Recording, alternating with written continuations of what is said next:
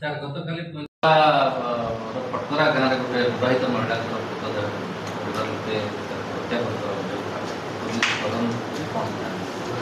ଗତ 8 ତାରିଖ ରାତିରେ ଆମର ଜଲଜଡ଼ ଗାଁର କାଶୀ ମହାକୁ ସିଏ ଥାନାରେ ଗୋଟେ ରିପୋର୍ଟ କରିଥିଲେ କି ତାଙ୍କର ଝିଅ ମମତା ଛନ୍ଦା, ଯାହାକୁ ସେ ଅଭିଜିତ ଛନ୍ଦା ଜି ଫଟକରା ଗାଁର କୁଇନ୍ତଳା ଥାନା ଅଣ୍ଡରରେ ତାଙ୍କୁ ବିବାହ ଦେଇଥିଲେ 2018 ମସିହାରେ।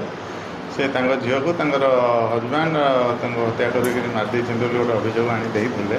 ସେ ଅଭିଯୋଗ ଆଧାରରେ ଆମର କୁଇନ୍ତଳା ଥାନାରେ ଗୋଟେ 266/2024 103 କ୍ଲଜ୍ 1 BNS ସେ ଆଧାରରେ ଗୋଟେ କେସ୍ ରେଜିଷ୍ଟର୍ଡ ହୋଇଥିଲା, ହତ୍ୟା ମକଦ୍ଦମା ରୁଜୁ ହୋଇଥିଲା।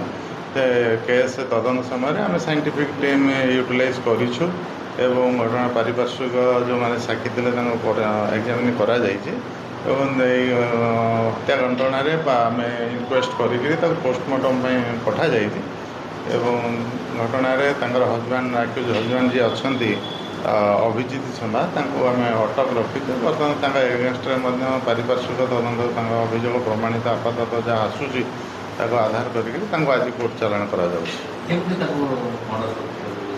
ବର୍ତ୍ତମାନ ସୁଦ୍ଧା ଯାହା ତଦନ୍ତରୁ ଜଣାପଡ଼ିଛି ହତ୍ୟାକାରୀଙ୍କର ଗଳାରେ ଗୋଟେ ଲିଗେଚର ମାର୍କ ଅଛି, ତେଣୁ ତାଙ୍କର ହତ୍ୟାଟା ମାନେ ନେକ୍ ପ୍ରେସ୍ ସଫୋକେସନ୍ ନେକ୍ ପ୍ରେସ୍ରୁ ହେଇଥିବାର ବର୍ତ୍ତମାନ ସୁଦ୍ଧା ତଦନ୍ତରେ ଆସିଛି। ତ ଅଭିଯୁକ୍ତ ବର୍ତ୍ତମାନ ସୁଦ୍ଧା ଯେ ସ୍ୱୀକାର କରିନାହାନ୍ତି, ସିଏ କରିନାହାନ୍ତି, ବଟ୍ ସିଏ କହିବା କଥା ଯେ ତାଙ୍କ ସ୍ତ୍ରୀ ଆତ୍ମହତ୍ୟା କରିଛନ୍ତି, କିନ୍ତୁ ସେଇଟା ବର୍ତ୍ତମାନ ତଦନ୍ତ ଆଗକୁ ଗଲେ ପ୍ରକୃତ ସତ୍ୟ ଜଣାପଡ଼ିବ। କଜ୍ ଅଫ୍ ମର୍ଡର ସଫୋକେସନ୍ ଅଛି ଏବଂ ଡ୍ୟୁ ଟୁ ନେକ୍ ପ୍ରେସିଂ, ଯାହା ଆମର ଯାହା ମାନେ ଇନକ୍ୱେଷ୍ଟରୁ ଯାହା ଜଣାପଡ଼ିଛି ତାହା ଏତିକି ଅଛି, କିନ୍ତୁ ପ୍ରକୃତ ତଥ୍ୟ କଜ୍ଟା ଆକ୍ଚୁଆଲି ପୋଷ୍ଟମର୍ଟମ୍ ରିପୋର୍ଟ ଆସିଲେ ହିଁ ଜଣାପଡ଼ିବ ଏବଂ ସାଇଣ୍ଟିଫିକ୍ ରିପୋର୍ଟ ବି ଆସିବ, ତାକୁ ଆସିଲେ ଆମେ ଡିଟେଲ୍ ଦେଇପାରିବୁ। ହତ୍ୟାର ବର୍ତ୍ତମାନ ସୁଦ୍ଧା ଯାହା ପ୍ରାଥମିକ ଅଛି, ତାଙ୍କର ହଜବ୍ୟାଣ୍ଡ ୱାଇଫ୍ ଭିତରେ ପୁରୁଣା କଳହ ଥିଲା।